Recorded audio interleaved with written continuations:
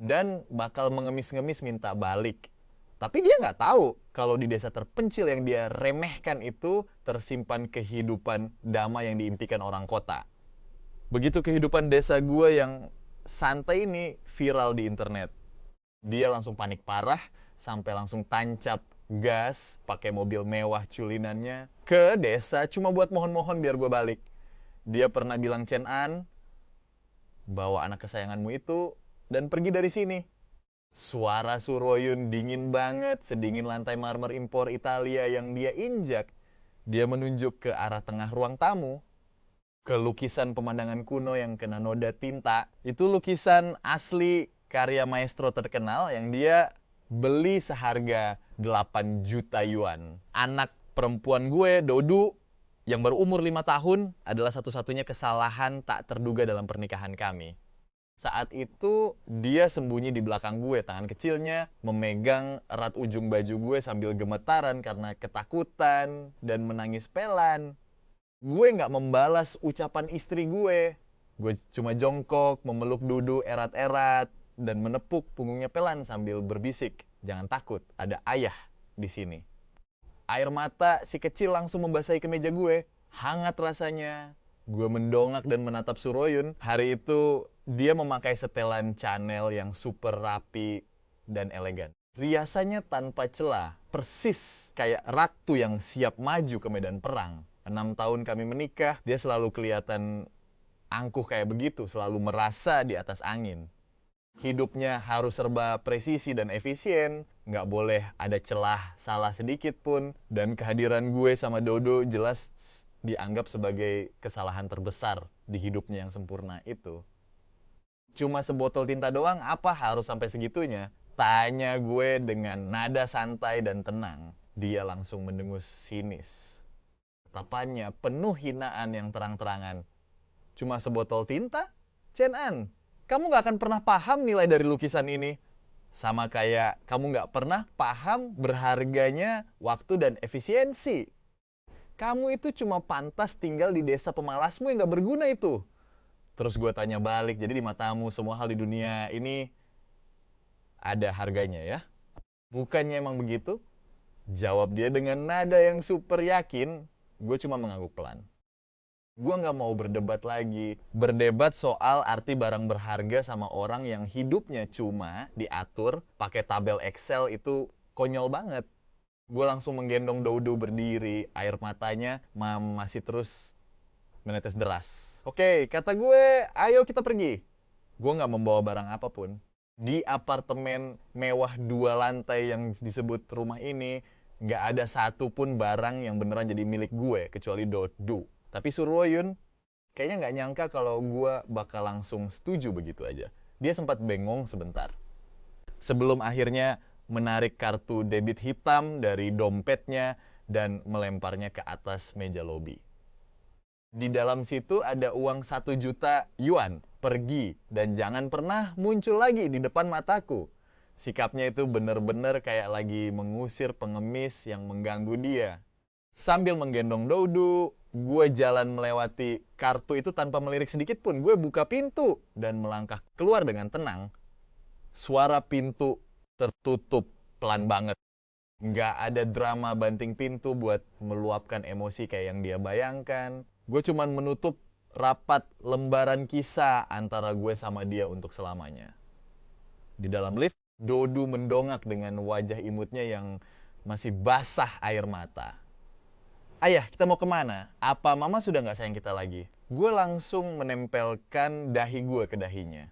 Dan bilang, "Mama lagi main game pura-pura marah kok. Sekarang kita mau pergi ke tempat yang asyik banget. Di sana ada sungai kecil, bunga-bunga cantik, sama ayam yang bisa bertelur banyak." Dudu mau ke sana, mata kecilnya langsung berbinar lagi. "Serius, ayah, lebih seru dari taman bermain?" "Jelas dong," jawab gue sambil tersenyum. "Malah jauh lebih seru dari gabungan semua taman bermain di dunia." Pintu lift terbuka, gue menggendong anak, gue masuk ke area parkir bawah tanah yang pengap. Gedung pencakar langit yang super mewah di belakang kami. Berasa kayak penjara raksasa, dan akhirnya kami berdua bebas dari sana. Kampung halaman gue ada di daerah Jiangnan, sebuah desa kecil bernama Qingxi. Jaraknya 300 km dari kota metropolitan tempat Suruoyun tinggal. Nah, kayak dua dunia yang beda banget.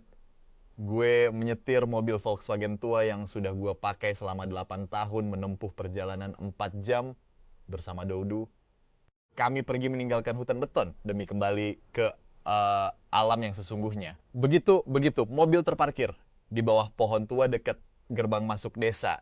Gue langsung membuka pintu mobil. Angin segar yang bercampur aroma tanah basah, rumput hijau, dan embun langsung menyambut kami. Rasanya paru-paru gue langsung bersih setelah 6 tahun tersumbat polusi kota. Dudu menatap keluar jendela dan melihat sekeliling dengan penuh rasa penasaran. Ayah, itu apa? Dia menunjuk ke arah seekor angsa putih yang lagi santai jalan-jalan. Itu jenderal hebat penjaga rumah kita, jawab gue. Terus kalau yang itu. Dia menunjuk ke arah kepulan asap dari dapur rumah warga di kejauhan. Itu namanya rumah penyihir yang bisa bikin makanan lezat. Rumah tua warisan orang tua gue ini berupa bangunan kayu 2 lantai lengkap dengan halaman kecil. Karena sudah bertahun-tahun kosong, halaman rumahnya sampai ditumbuhi rumput liar dan banyak sarang laba-laba di langit-langitnya. Tapi pondasi bangunannya masih kokoh banget. Gue mendudukkan Dudu di atas batu datar besar di halaman, berpesan biar dia nggak kemana-mana. Lalu gue mulai membersihkan rumput liar. Setelah itu, gue menyapu lantai dan mengelap kaca jendela. Suruoyun dulu selalu bilang kalau gue ini malas, nggak berguna dan cuma jadi beban yang bisanya ngomong anak doang. Dia emang nggak salah sih. Di dunianya yang gila kerja itu, gue emang nggak paham cara baca laporan keuangan atau urusan investasi saham. Bahkan gue nggak bisa bedain merek tas branded miliknya. Tapi di sini gue ahli bikin anyaman bambu, jago bikin kursi kayu, dan tahu mana jamur liar yang aman dimakan.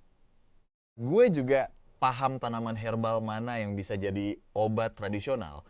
Keahlian yang dia anggap sampah ini justru jadi kunci bertahan hidup di desa. Setelah sibuk seharian, akhirnya rumah tua ini mulai kelihatan rapi dan nyaman. Gue mengambil seember air segar dari sumur tua di halaman belakang untuk membasuh muka dan tangan Doudu. Anak manis itu asyik mengejar belalang di halaman sampai keringetan. Pipinya yang tembam langsung memerah merona, diselingi suara tawa renyahnya yang menggema riang. Tawa sebahagia ini sudah lama banget gak pernah gue dengar semenjak kami tinggal di apartemen elit ratusan meter persegi itu. Makan malam kami pun sangat sederhana. Gue memakai tungku tanah liat di sudut halaman untuk memasak nasi pakai kayu bakar, lalu pergi ke kebun sayur tetangga sebelah untuk memetik mentimun segar, tomat merah, dan beberapa butir telur ayam kampung. Menunya cuma timun geprek dan tumis tomat telur. Nggak ada daging wagyu mahal ataupun kaviar mewah di sini. Minyak goreng yang gue pakai pun cuma minyak kelapa biasa. Tapi pas aroma harum nasi kayu bakar mulai tercium, mata Dodu langsung berbinar-binar cerah. Ayah, harum banget makanannya. Dia memegang mangkuk keramik tebal yang ukurannya bahkan lebih gede dari wajahnya sendiri, lalu menyuap nasi dengan lahap sampai belepotan kemana-mana. Makan yang pelan, sayang. Nggak ada yang bakal merebut makananmu kok. Gue tersenyum sambil membersihkan butiran nasi di sudut bibirnya. Dia mendongak dan berkata sambil mengunyah, "Ayah, di sini jauh lebih seru daripada di rumah lama kita. Makanannya juga jauh lebih enak." Dengernya langsung bikin nyesek di rumah lama itu. Makan aja ada aturannya, guys. Garpu sama pisau gak boleh berisik. Kena piring, gak boleh ngobrol. Bahkan sebutir nasi pun gak boleh jatuh. Makan tuh bukan buat dinikmati, tapi udah kayak nyelesain misi aja. Sedih banget kan? Aku pun ngelus kepala Dodu sambil, "Kalau kamu suka, mulai sekarang kita bakal makan di sini tiap hari." Beneran, Pak. Matanya langsung berbinar, guys. Terus dia nanya, "Terus mama gimana? Kapan mama makan bareng kita lagi?" Pertanyaan polos anak kecil ini bener-bener kayak jarum yang langsung nusuk jantungku. Aku sempat terdiam sejenak, terus bilang, Mama lagi sibuk kerja. Nanti kalau kerjanya udah selesai, Mama pasti datang. Jujur, aku nggak tahu apa sih Suruoyun bakal datang atau nggak. Tapi yang jelas, sejak detik pertama, aku memutuskan buat pergi, aku sama sekali nggak berniat buat balik lagi. Hari-hari di Desa Kingsi ini rasanya damai banget, mirip kayak aliran sungai kecil di depan desa yang tenang. Besok paginya aku kebangun gara-gara suara kicauan burung di luar jendela. Bukan gara-gara alarm HP yang berisik dan kaku itu ya. Si Dodo masih tidur nyenyak banget. Ada senyum manis di wajah mungilnya. Aku pun pelan-pelan bangun, biar nggak bangunin dia. Terus aku mulai beres-beres halaman rumah. Semua rumput liar yang tinggi-tinggi langsung aku babat habis. Sampai jalan setapak batu kunonya kelihatan lagi. Di dekat tembok, aku juga mulai nyangkul tanah. Rencananya sih mau ditanamin D5 sama sayur-sayuran. Aku juga pergi ke bukit belakang buat nebang beberapa batang bambu. Butuh waktu setengah hari buat bikin ayunan buat Dodo. Terus aku gantungin deh di bawah pohon osmanthus di halaman. Pas Dodo bangun dan lihat ada ayunan, dia langsung teriak kegirangan dong. Dia langsung gelandotan di tanganku sambil manja. Papa, dorong yang kencang. Lebih tinggi lagi, Papa. Lebih tinggi. Suara ketawanya yang renyah itu terdengar sampai keluar rumah. Bikin anak-anak tetangga pada datang. Nggak butuh waktu lama, halaman rumahku langsung jadi tempat nongkrong favorit bocah-bocah di desa itu. Mereka semua ngerubungin Dodo, ngeliatin dia ngegambar sambil dengerin cerita seru tentang kehidupan di kota besar. Si Dodo juga cepet banget akrab sama mereka. Sekarang dia udah jago banget nangkap belut sama nyari sarang burung. Biarpun mukanya jadi agak gosong kena matahari dan tangannya mulai kapalan, senyum di wajahnya malah makin hari makin lebar dan bahagia guys. Nah, kalau aku sendiri malah jadi papa serba bisa buat bocah-bocah itu. Hari ini bikin baling-baling bambu, besoknya bikin ketapel, belum lagi buah-buah liar di bukit belakang.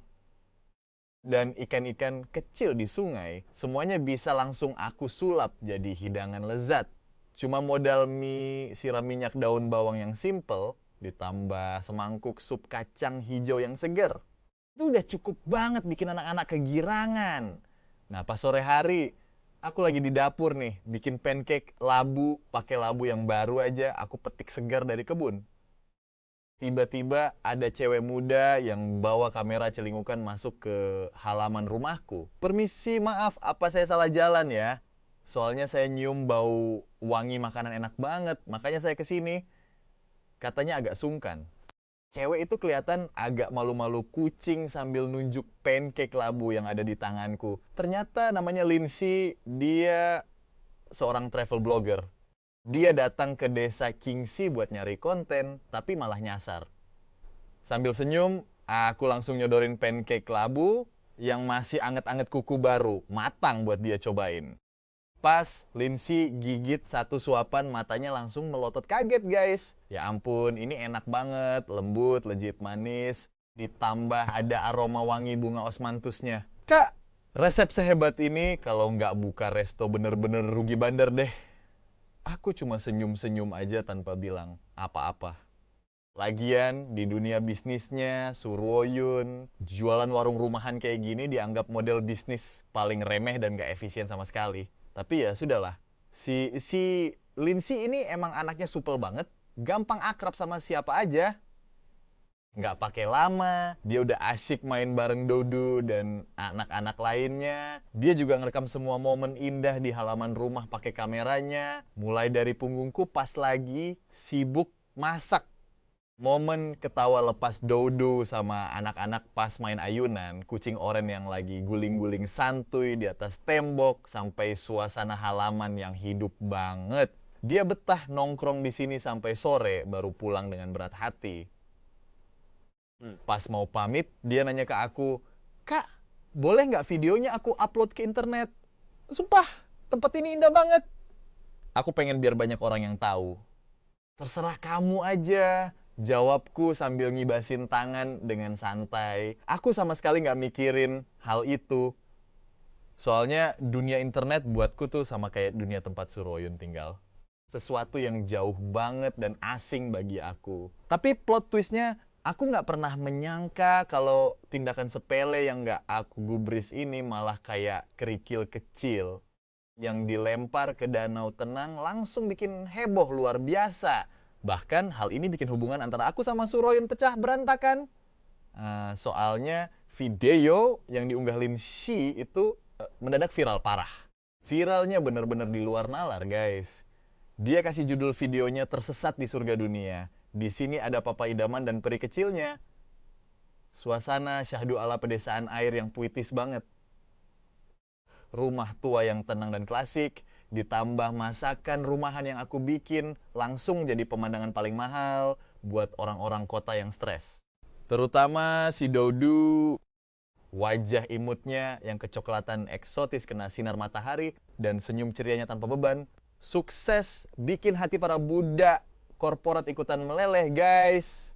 Hanya dalam satu malam, video itu langsung dapat likes lebih dari 1 juta. Kolom komentarnya langsung ramai. Ya ampun, ini beneran ada tempat seindah ini.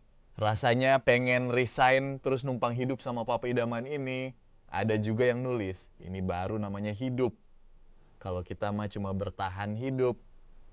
Papanya settingan, anaknya settingan, hidupnya juga settingan. Cuma kerjaanku doang yang nyata. Nangis banget. Spill alamatnya dong, mau OTW ketemu papa idaman. Di saat netizen heboh, aku sendiri malah nggak tahu apa-apa. Sampai akhirnya beberapa hari kemudian, Paman Zhang selaku kepala desa lari terengah-engah nyamperin aku. Chen An, gokil bener kamu ya? Sekalinya gerak langsung bikin desa kita masuk berita nasional. Serunya sambil nyodorin HP-nya ke mukaku. Di situ aku baru lihat video viral itu lengkap sama ribuan komentar netizen di bawahnya. Aku langsung cengok dong. Lah, perasaan aku cuma ngejalanin hidup biasa aja. Kok malah dibilang papa idaman? Tapi abis itu masalah mulai datang, guys. Banyak turis yang keracunan video itu langsung berbondong-bondong datang ke desa Qingxi. Mereka bawa HP sambil nanya-nanya ke warga sekitar di mana rumah si papa idaman ini. Halaman rumahku yang tadinya tenang seketika jadi berisik. Selalu ada aja orang yang celingukan ngintip dari balik tembok. Bahkan ada yang nekat langsung dorong pintu masuk.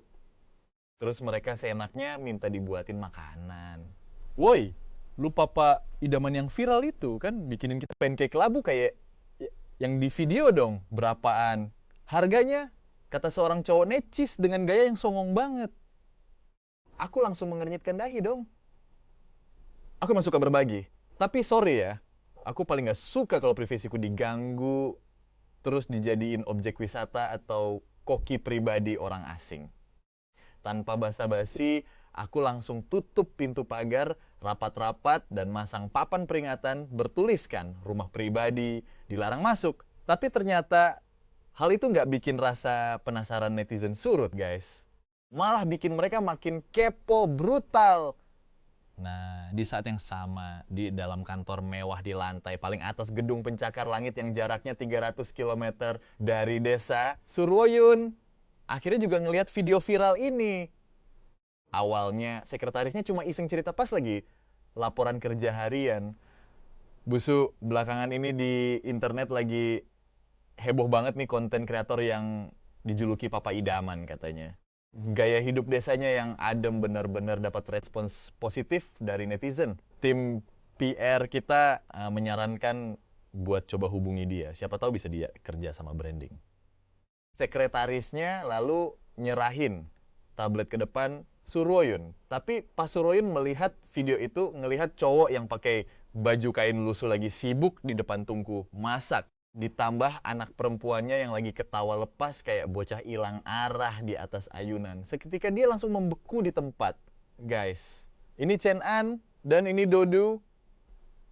Cowok yang dulu dianggap beban dan dibuang gitu aja. Cowok yang dia kira bakal melarat terus ngemis-ngemis minta balik, plot twist. Ternyata sekarang dia malah tinggal di desa terpencil yang remehin. dan hidup kayak dewa di mata semua orang. Di video itu wajah sampingnya kelihatan kalem dan fokus banget pas lagi masak di depan tungku. Pas dia lagi masak atau bikin mainan buat Dudu, pembawaannya yang santai dan super sabar itu belum pernah dia lihat sebelumnya. Terus ada Dudu juga udah berapa lama ya? Dia nggak pernah lihat anak perempuannya itu ketawa sebahagia itu. Padahal dulu pas ikut dia, Dudu disuruh sekolah di TK internasional terbaik, belajar berkuda, belajar piano, sampai belajar bahasa Prancis. Dudu emang penurut banget, tapi malah kayak robot kecil yang udah diprogram. Beda banget sama Dudu di video itu yang kayak tanaman liar terbebas dari pot, tumbuh bebas di padang rumput dan kelihatan hidup banget. Tiba-tiba rasa kesal dan cemburu yang aneh langsung menyelimuti hati Surwoyun. Ini pertama kalinya dia ngerasa dunia yang selama ini dia kendalikan ternyata punya celah yang nggak bisa dia kontrol. Mantan suami yang dia buang beserta anaknya malah hidup jauh lebih bahagia di dunia luar dibanding pas bersamanya. Sumpah, ini bikin dia jauh lebih terpukul dibanding kegagalan bisnis. Apapun. Dia langsung matiin video itu, terus bilang ke sekretarisnya dengan muka datar kalau dia udah tahu soal ini. Pas sekretarisnya pergi, dia berdiri sendirian di kantornya yang luas itu dalam waktu yang cukup lama. Di balik jendela besar itu kelihatan kerajaan bisnis yang udah dia bangun berkilau penuh lampu. Tapi entah kenapa, gemerlap lampu itu malah bikin dia makin panik dan ngerasa silau. Dia langsung ambil HP, lalu ketik nomor telepon yang dia pikir nggak bakal pernah dia hubungi lagi seumur hidup. Teleponnya berdering lama banget tapi nggak ada yang angkat. Padahal saat itu gue lagi asyik nyari rebung buat Dodo di bukit belakang. Dan HP gue tinggal di halaman rumah jadi nggak kedengaran. Surwoyun nggak mau menyerah, dia langsung kirim chat dengan nada memerintah kayak biasanya. Besok jam 10 pagi. Datang ke restoran genting di pusat kota. Kita perlu bicara. Dia nunggu lama banget, tapi sama sekali nggak ada balasan. Nggak pernah-pernahnya ada kejadian kayak gini. Dulu asal dia chat, Chenan pasti langsung balas dalam hitungan detik. Rasa frustrasi karena kehilangan kendali mulai merayap dan mencengkeram erat hatinya. Gue baru lihat chat dari Surwoyun besok paginya. Waktu itu gue lagi ngajarin Dodo giling kedelai pakai batu gilingan tradisional di halaman. Dodo muter alat gilingan kecil itu pelan-pelan sampai susu kedelai putihnya keluar perlahan dari celah batu. Aromanya segar banget. Gue cuma ngelirik HP sebentar, matiin layarnya, terus lanjut masukin kacang kedelai yang udah direndam ke dalam lubang gilingan. Restoran genting itu pernah gue datengin sekali bareng dia pas anniversary pernikahan pertama kita. Tapi sepanjang makan dia cuma sibuk teleponan soal kerjaan. Makan pun nggak sampai 20 menit. Ujung-ujungnya malah asistennya yang datang buat bayar bill. Sejak saat itu gue nggak pernah lagi bahas soal anniversary. Dan sekarang dia mau pakai cara yang sama lagi buat panggil gue. Palingan ujung-ujungnya cuma mau kasih cek atau kontrak buat nyelesain semuanya. Males banget gue kesana. Gue pun nyendok susu kedelai yang baru digiling, lalu gue rebus di atas tungku, kasih sedikit gula, terus gue tuang semangkok buat Dudu. Enak gak? Enak banget. Rasanya manis, sambil minum, bibir mungil Dodo sampai cemong kena busa putih susu kedelainya. Pas lihat muka puasnya, gue mikir, nah ini baru namanya hidup. Jam 10 pagi, gue sama sekali nggak nongol di restoran genting. Sebaliknya, gue malah bawa pacul bareng Dodo, pergi ke lahan kosong di ujung barat desa. Sementara itu, Surwoyun udah nunggu di ruang VIP restoran dari jam 10 sampai jam 11 siang. Makanan di atas meja bahkan udah dingin semua. Dia bolak-balik ngelihat jam tangan dengan muka yang makin bete. Ini pertama kalinya dalam hidup dia harus nunggu orang lain lebih dari 10 menit. Dan parahnya, orang itu adalah sosok yang dulu selalu dianggap remeh kayak butiran debu. Akhirnya dia nggak tahan lagi dan langsung nelpon gue. Kali ini gue angkat. Lo di mana? Tanyanya dengan nada suara yang nahan amarah. Nah, gue langsung nyalain speaker HP, gue taruh di atas batu, terus jawab. Sambil terus macul di ladang. Apa? Dia kira dia salah dengar. Lagi macul ladang buat nanam sayur. Jawab gue singkat, padat, jelas. Di seberang, telepon langsung hening seketika. Gue bahkan bisa bayangin gimana muka dia yang lagi cemberut heran dan kebingungan sekarang. Setelah agak lama, dia baru ngomong lagi dengan suara sedingin, es. Chen An, lo sengaja ya? Nggak tuh, gue emang lagi sibuk banget. Nggak ada waktu buat ke tempat yang lo maksud. Sibuk? Macul tanah dibilang sibuk. Nadanya terdengar sangat sarkas dan meremehkan. Iya bener, jawab gue singkat. Dodo. Pengen makan tomat hasil tanam sendiri, jadi gue harus buru-buru selesaiin garap tanah ini sebelum lewat musimnya. Itu penting banget, lebih penting daripada ketemu gue. Iya, jawab gue santai. Dua kata itu benar-benar telak kayak tamparan keras mendarat di wajah Surwoyun. Di seberang telepon cuma terdengar helaan napasnya yang ngos-ngosan. Kelihatan banget dia emosi tingkat dewa. Chen An, awas lo ya, jangan menyesal. Desisinya penuh amarah. Lalu dia langsung matiin teleponnya. Gitu aja. Gue cuma ngelihatin layar HP yang mati sambil geleng-geleng kepala. Menyesal. Hal yang paling gue sesali dalam hidup adalah 6 tahun lalu kepincut sama aura dingin dan anggunnya sampai nekat nyebur ke pernikahan gak sehat ini. Dulu gue kira cinta bisa melelehkan gunung es. Tapi nyatanya malah gue sendiri yang hampir mati kedinginan.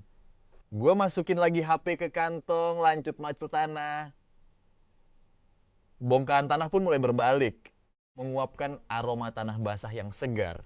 Di samping gue, Dodo ikut-ikutan niruin gaya gue sambil megang sekop plastik kecilnya buat gali tanah. Sinar mentari sore yang hangat menyinari kami berdua, ayah dan anak yang lagi asik main tanah. Sore harinya, Lindsay datang lagi ke rumah. Dia bawa peralatan kamera yang lebih canggih, tapi juga bawa kabar buruk. Kak Chen, gawat! Ucapnya dengan panik. Ada yang nyebarin info pribadi kakak. Katanya kakak itu mantan suaminya Surwoyun, CEO dari Shenghua Group. Mereka juga bilang kakak diusir karena cuma numpang hidup alias cowok, parasit. Gue langsung tertegun. Shenghua Group, perusahaan punya mantan bini gue. Ternyata koneksi dia emang segila itu ya. Secepat ini latar belakang gue bisa dikuliti habis-habisan. Terus mereka bilang, apa lagi? Tanya gue. Lindsay agak ragu-ragu lanjutin, katanya kakak cuma acting, sengaja bikin citra ayah idaman biar viral. Terus nanti ujung-ujungnya minta duit cerai lebih banyak ke Busu. Sekarang netizen di internet langsung berubah haluan. Yang dulu muji-muji, sekarang malah ngehujat habis-habisan. Tuh, kan bener. Mana ada sih orang suci di dunia ini? Ternyata semuanya cuma settingan. Walah, kirain tulus. Nggak tahunya cuma cowok parasit yang dibuang sama tante kaya. Jijik banget. Kasihan banget anaknya cuma dijadiin alat buat cari sensasi. Lindsay natap gue dengan cemas. Kak Chen, kakak nggak mau klarifikasi apa? Kalau didiemin terus, ini bisa berdampak buruk banget buat kakak sama Dodo. Gue ngeliat Dodo yang lagi asyik ngejar kupu-kupu, nggak jauh dari sana.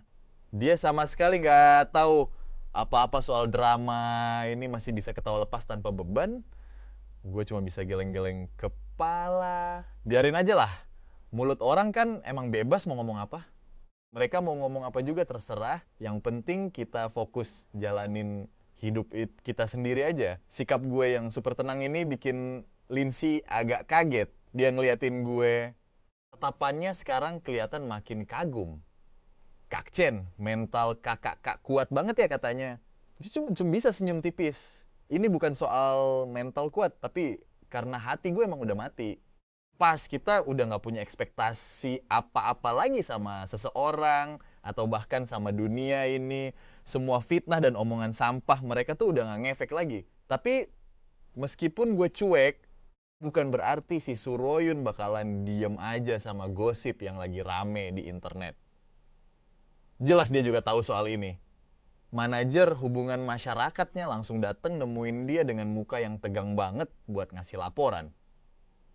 Bosu, rumor tentang Anda dan Tuan Chen udah masuk daftar pencarian terpopuler sekarang. Kejadian ini bener-bener ngerusak citra pribadi Anda dan bikin saham perusahaan kita anjlok parah.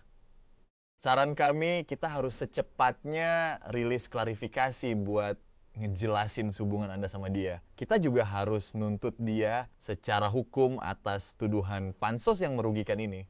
Si manajer langsung nyerahin draft surat pernyataan yang udah dia siapin. Isinya super ketus dan angkuh banget. Bener-bener mencerminkan gayanya Suroyun yang sombong. Kalau pernyataan ini sampai rilis, gue bakal langsung dicap sebagai cowok matre yang numpang hidup dan gak bakal bisa cuci nama baik lagi seumur hidup. Suroyun ngeliatin kertas pernyataan itu lama banget. Tapi anehnya isi kepalanya malah terus kepikiran sama kata-kata yang gue ucapin di telepon kemarin. Dodo pengen makan tomat yang dia tanam sendiri dan itu penting banget buat dia. Iya, jauh lebih penting daripada ketemu sama aku. Gara-gara nahan emosi, dia ngeremas kertas itu sampai buku jarinya memutih. Tiba-tiba dia tersadar akan satu hal. Kalau emang Chen An sengaja cari panggung dan pengen morotin duit dia. Kenapa coba dia malah nggak mau ngangkat teleponnya? Kenapa dia juga selalu nolak ketemuan? Terus kenapa pas dihujat habis-habisan netizen dia malah Santai aja. ini benar-benar nggak masuk akal. Kecuali dia emang udah nggak peduli lagi sama sekali. Nggak peduli soal duit. Nggak peduli soal nama baik. Dan bahkan udah nggak peduli lagi sama dia. Pikiran itu seketik nusuk-nusuk jantung Suroyun kayak jarum es yang dingin banget. Bikin dia ngerasain kepanikan luar biasa yang belum pernah ada sebelumnya. Tahan dulu, jangan dirilis sekarang, kata dia akhirnya dengan suara yang agak serak. Tapi bos, si manajer bingung banget. Gue bilang jangan dirilis dulu. Dia ngulangin kata-katanya dengan nada dingin yang gak bisa dibantah. Akhirnya dia ngambil keputusan gila yang bahkan bikin dirinya sendiri heran. Dia mau pergi langsung ke desa Kingsi. Dia harus nyari tahu apa sih sebenarnya yang lagi direncanain sama cowok itu. Dia pengen bongkar topeng sok keren Bapak Idaman itu. Bikin cowok itu berlutut di depannya sambil ngakuin semua rencana busuknya. Dia mau nunjukin kalau tanpa dia cowok itu gak ada apa-apanya. Besok sorenya, sebuah mobil Rolls Royce culinan hitam yang super mewah berhenti di bawah pohon besar dekat pintu masuk desa. Penampilannya bener-bener kontras banget sama lingkungan sekitar. Pintu mobil kebuka dan Suroyun turun dengan anggun. Dia dandan rapi, pakai setelan jas putih mewah rancangan desainer ternama, lengkap dengan sepatu hak tinggi setinggi 10 cm. Rambutnya tertata rapi tanpa cela. Dia bener-bener kelihatan kayak pajangan seni super mahal di lemari kaca anti polusi. Pokoknya kelihatan kontras banget sama jalanan tanah berlumpur dan pepohonan hijau di desa itu. Pas dia melangkah di jalanan tanah yang becek, jalannya jadi nggak stabil karena hak sepatunya ambles ke tanah. Beberapa kali dia hampir aja terkilir. Dia cuma bisa cemberut sambil nahan rasa jijik karena penyakit higienisnya kambuh. Dengan bantuan navigasi di ponselnya, akhirnya dia berhasil nemuin rumah kecil gue. Pintu pagarnya nggak dikunci rapat. Dari luar dia bisa dengar suara tawa cere Dodo, ditambah suara cewek lain yang asing buat dia. Wah, hebat banget Dodo. Gambar layang-layangnya bagus banget. Itu suaranya Linsi. Dengar itu alis Suroyun langsung mengkerut kencang. Dia pun langsung ngedorong pintu pagar itu. Di dalam halaman, gue lagi sibuk ngerot sebilah bambu tipis, pakai pisau kecil buat bikin rangka layang-layang Dodo. Sementara Dodo sama Linsi asik duduk di bangku kayu kecil sambil ngewarnain kertas layang-layang itu. Dodo ngegambar matahari, sedangkan Linsi ngegambar seawan di sebelahnya. Kepala mereka berdua deketan banget, akrab banget layaknya ibu dan anak kandung.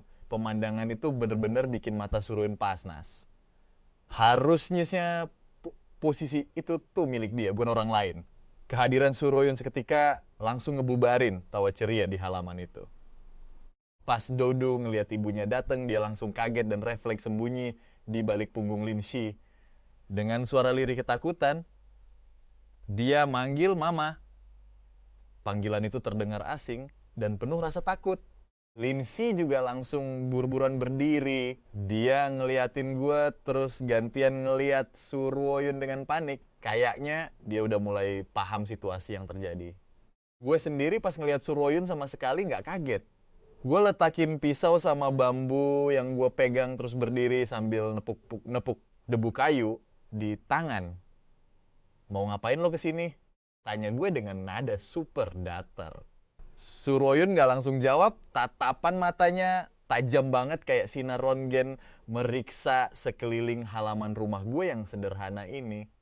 Mulai dari tanah yang ditumbuhi rumput liar, tembok usang yang udah terkelupas catnya, sampai ke jemuran yang penuh baju-baju bekas gue dan Dodo yang warnanya udah pudar banget.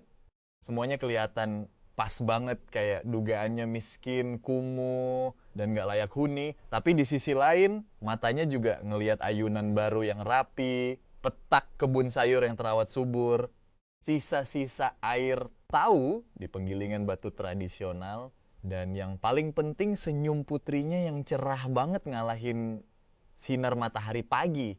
Semua kedamaian ini bener-bener beda jauh sama yang ada di bayangannya. Di tempat ini sama sekali nggak ada aura stres atau penderitaan gara-gara hidup susah. Justru yang kelihatan malah ketenangan dan kebahagiaan sejati yang belum pernah dia rasain sebelumnya. Jadi ini hidup yang kamu pilih? Tanya dia akhirnya. Ada nada emosi campur aduk yang bahkan nggak dia sadari sendiri. Tega banget kamu bawa putriku tinggal di tempat kumuh kayak gini dan bikin dia sengsara. Kami nggak sengsara kok, sahut gue ngebetulin omongannya. Hidup kami bahagia banget di sini. Bahagia? Dia ketawa sinis kayak baru denger lelucon paling konyol sedunia. Tinggal di gubuk rakyat begini, pakai baju dekil kayak gini. Bahkan makan makanan yang nggak diatur ahli gizi, kamu bilang bahagia. Dia langsung nunjuk sepatu kain Dodo yang penuh lumpur kotor. Coba kamu lihat dia. Di mana letak wibawa dia sebagai anak dari keluarga terhormat. Gini cara kamu mendidik anak, suaranya melengking tinggi penuh hinaan.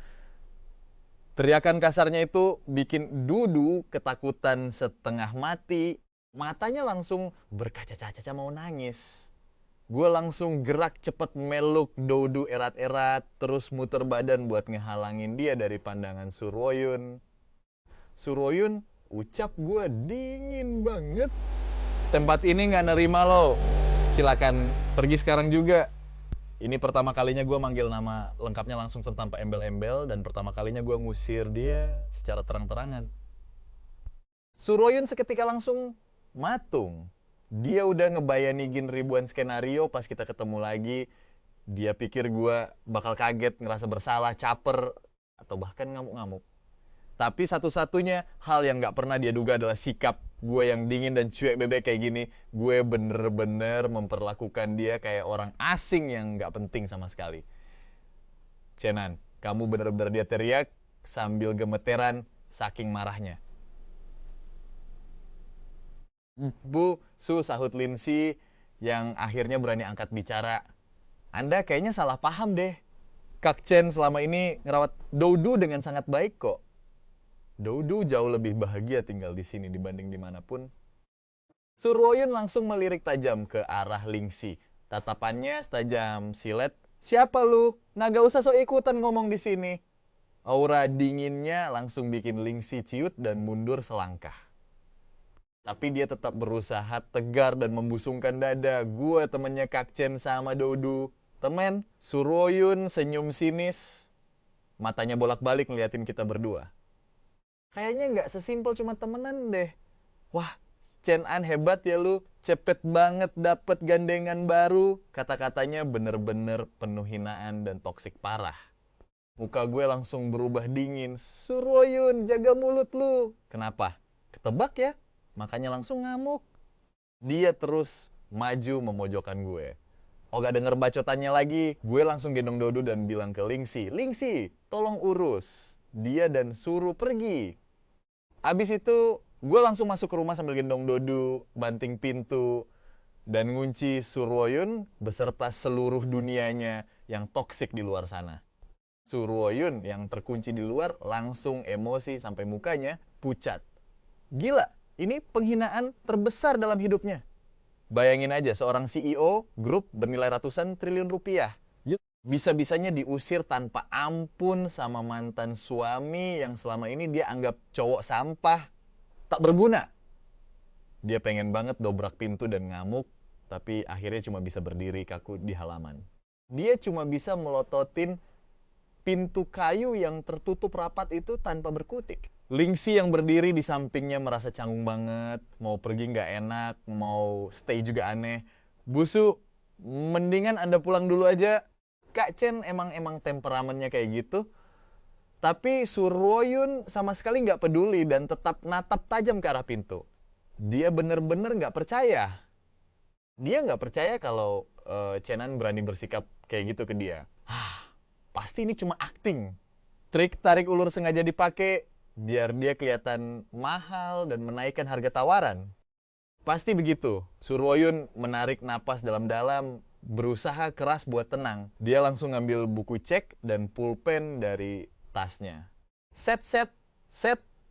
Dia nulis angka fantastis di cek itu. Terus merobeknya dan ngasih ke Lingxi. Kasih ini ke dia. Bilang asal dia bawa Dudu dan ikut gue pulang. Plus bikin klarifikasi publik soal rumor di internet. Cek ini bakal jadi milik dia. Lingxi melirik, angka di cek itu 10 juta yuan. Dia langsung melongo dan merinding seketika. Dia aja yang kerja keras jadi travel blogger bertahun-tahun gak bakal bisa dapat sepeser pun dari nominal. Tapi Surwoyun, dia nulis angka segitu dengan gampang banget seolah tanpa beban. Gila, apa ini rasanya jadi orang kaya raya? Kasih tahu dia, ini batas kesabaran terakhir gue. Habis ngomong gitu, Surwoyun langsung balik badan dan melangkah pergi dengan sepatu hak tingginya. Dia pergi tanpa menoleh lagi dari halaman kecil yang bikin dia merasa sesak napas itu.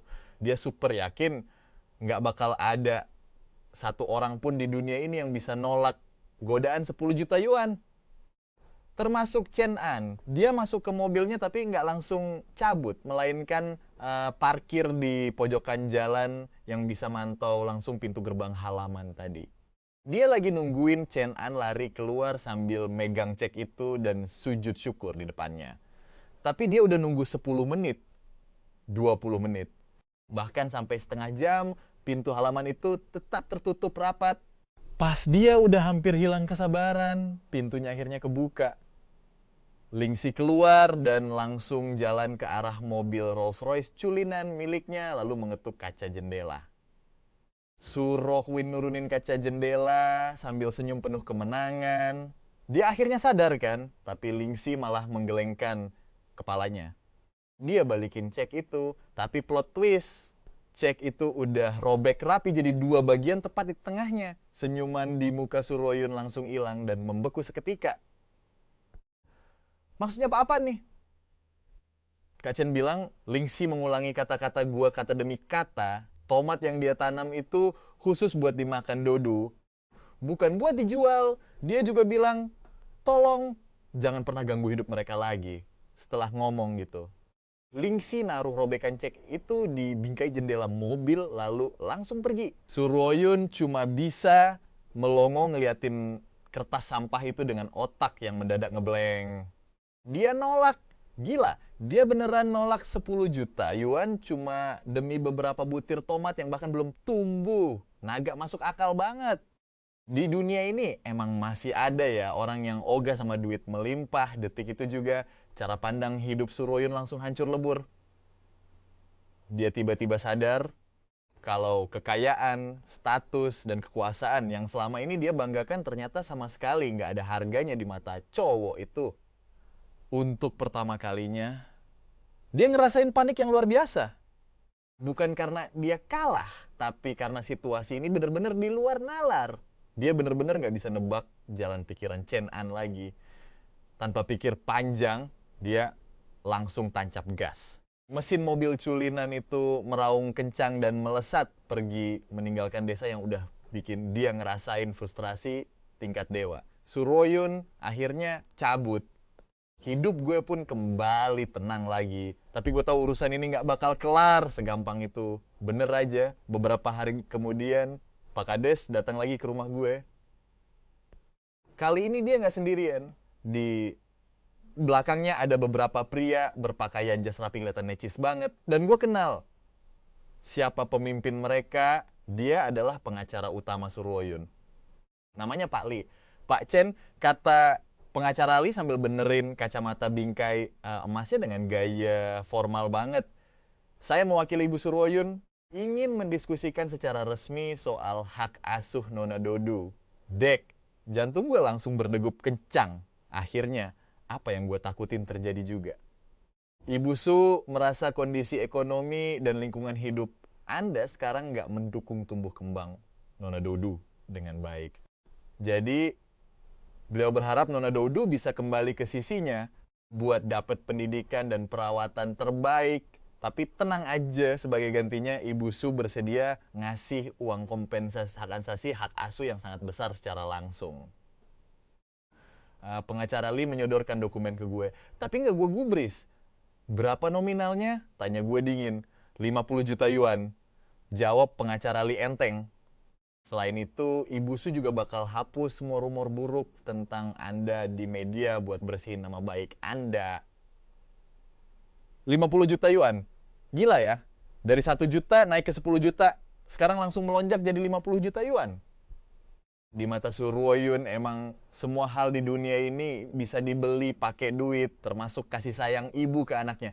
Gimana kalau gue nolak? Tanya gue balik.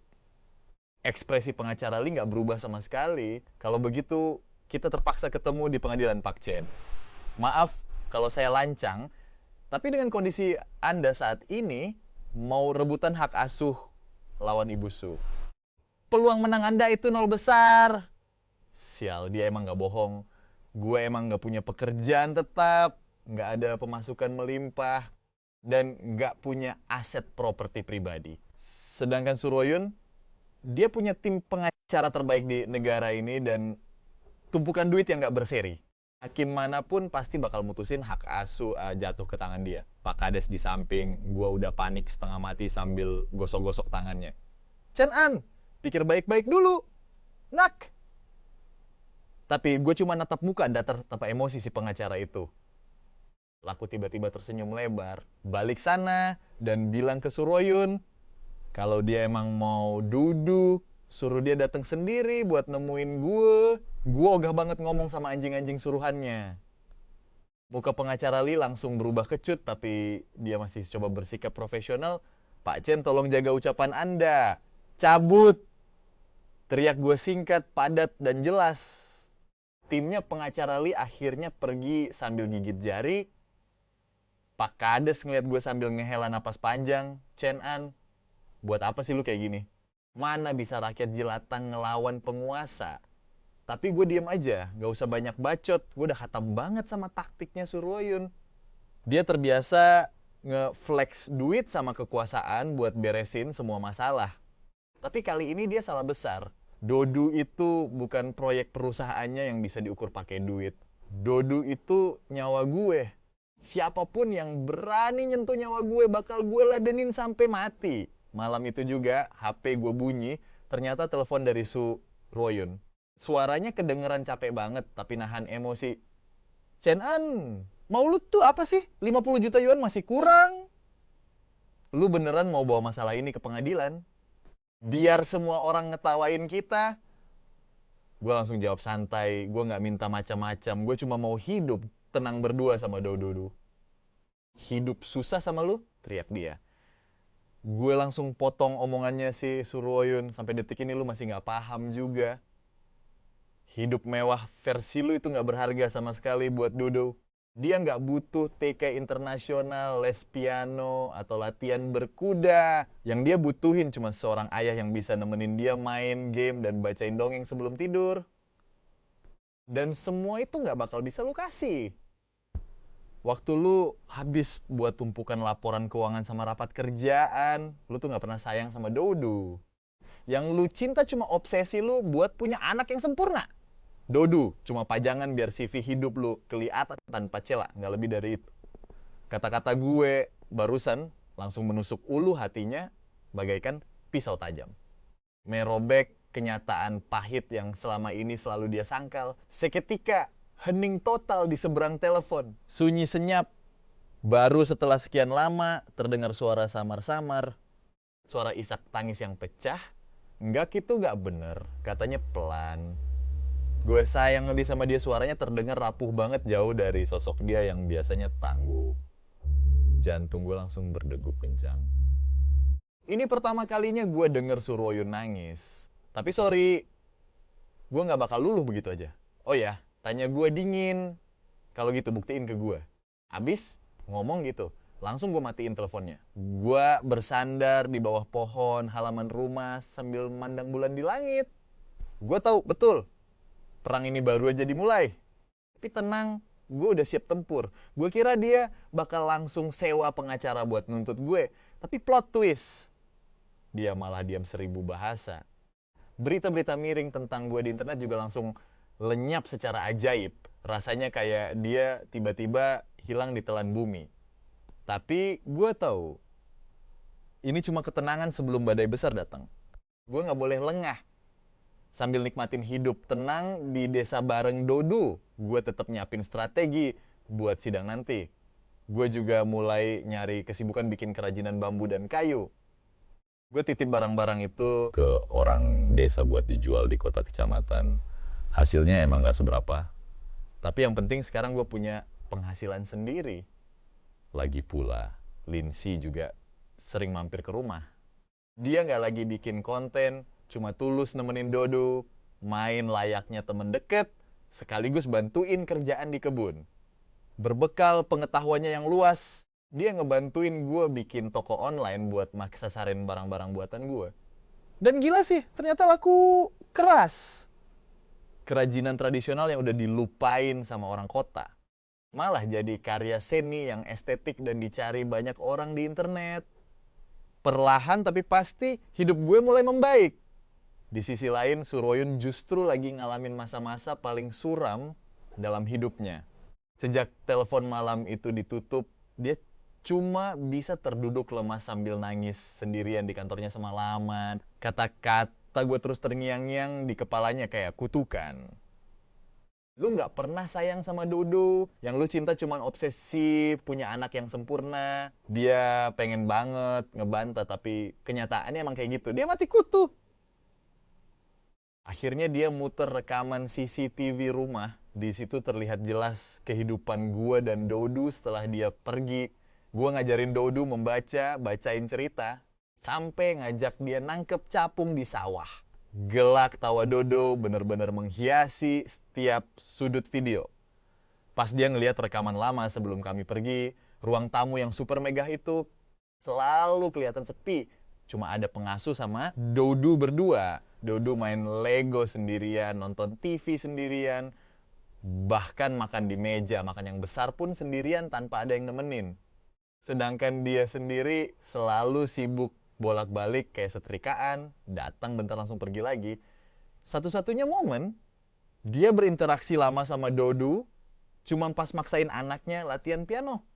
Begitu Dodo salah nada sedikit, dia langsung marah-marah.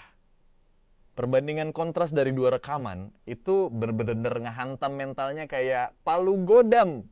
Di situ dia mulai mikir keras. Apa dia beneran ibu yang baik? Apa dia bener-bener sayang sama anaknya? Pas sadar jawabannya, dadanya langsung nyesek sampai susah napas. Dia pun mutusin buat ngebatalin semua jadwal rapat. Dan ngurung diri di rumah. Ini pertama kalinya dia masuk ke kamar Dodo. Kamarnya gede banget dan estetik parah, mirip istana princess. Di dalamnya penuh sama mainan dan boneka branded yang super mahal.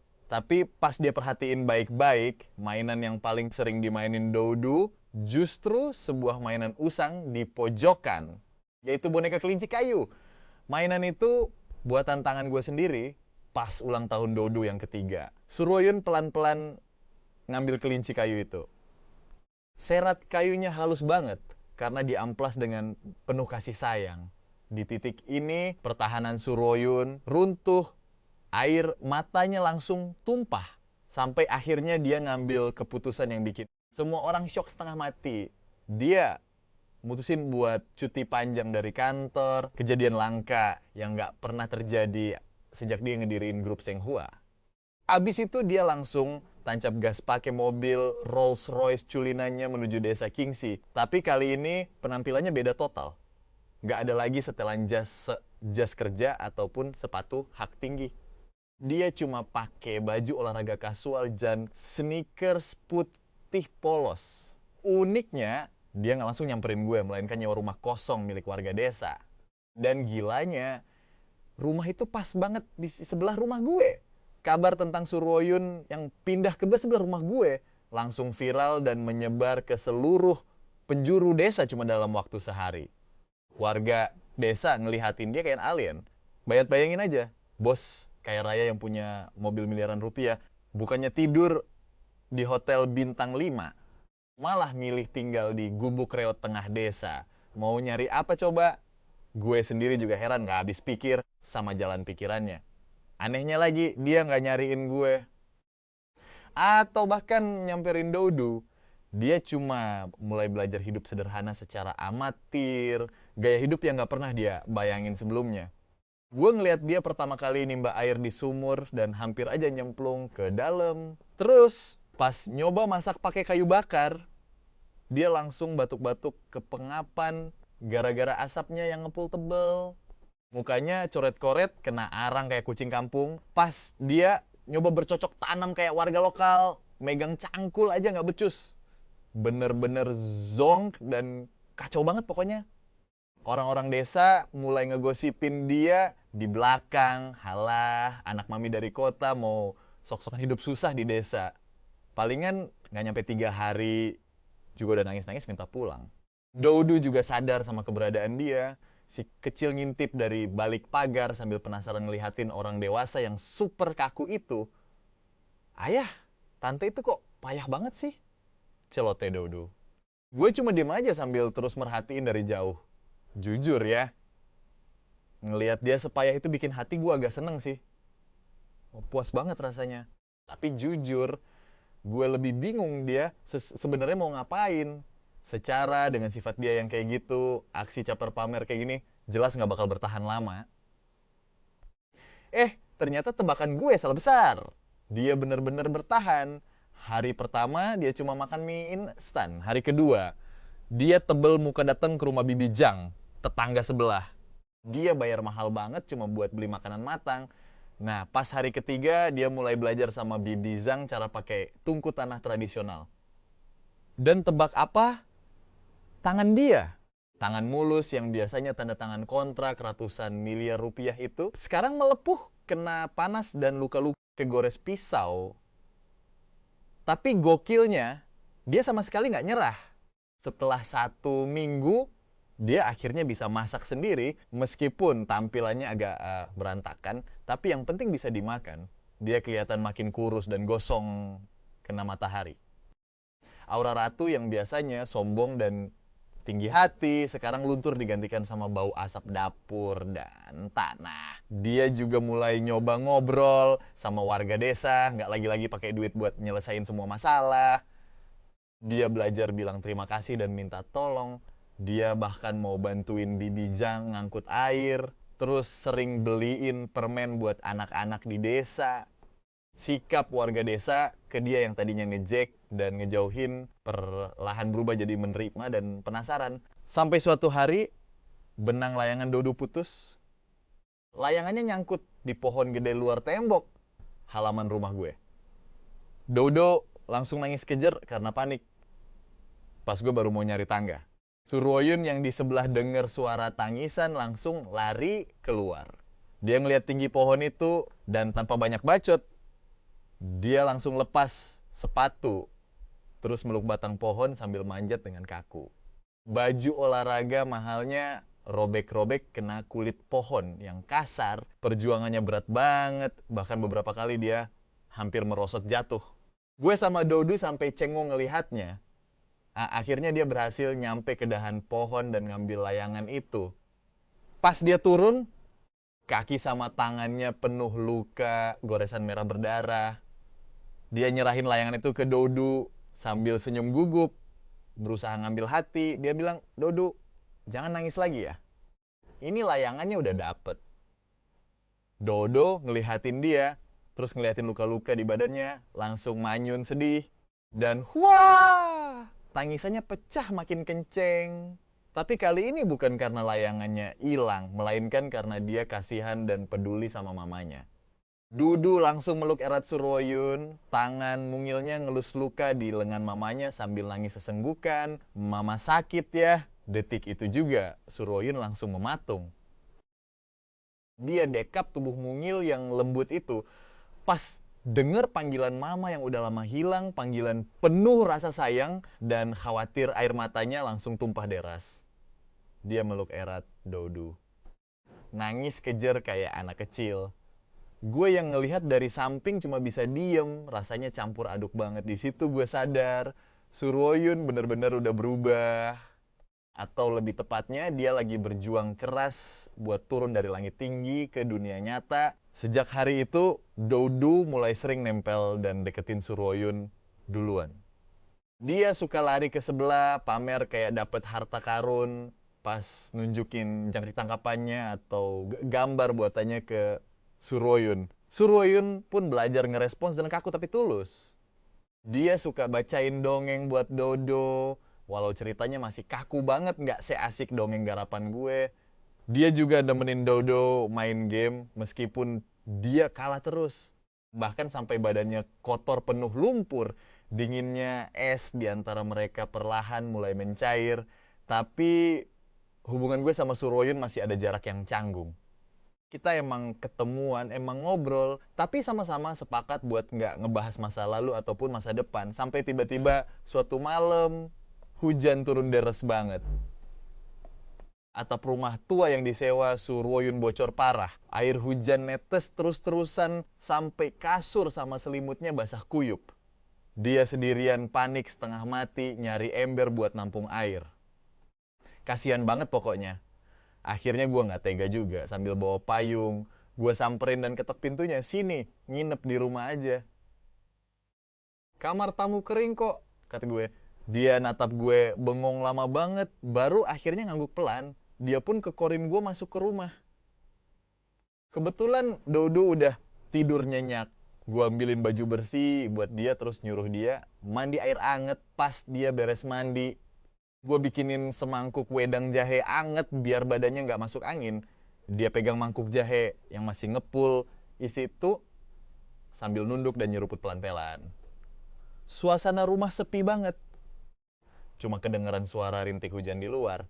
Cecenan, tiba-tiba dia manggil nama gue, lirih banget. Maafin aku ya? Gue langsung kaget, dulu aku yang salah.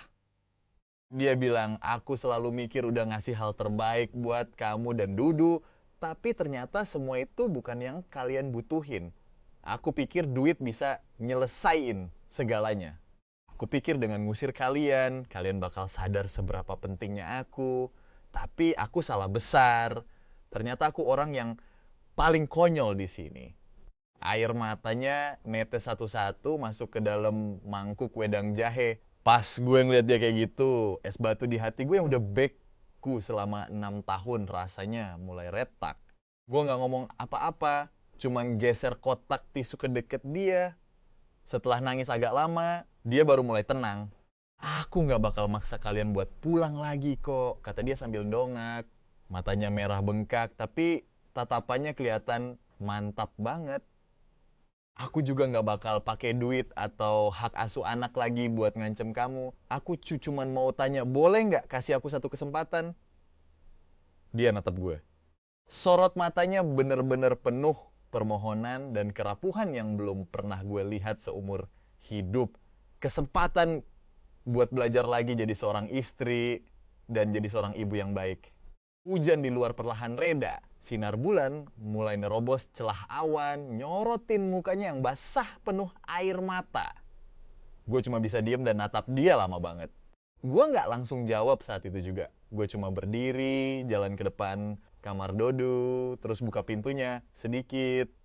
Di bawah sinar bulan, bocah itu lagi tidur nyenyak banget sambil senyum manis. Gua balik badan. Ngelihat ke arah Suroyun lalu bilang, besok tomat di halaman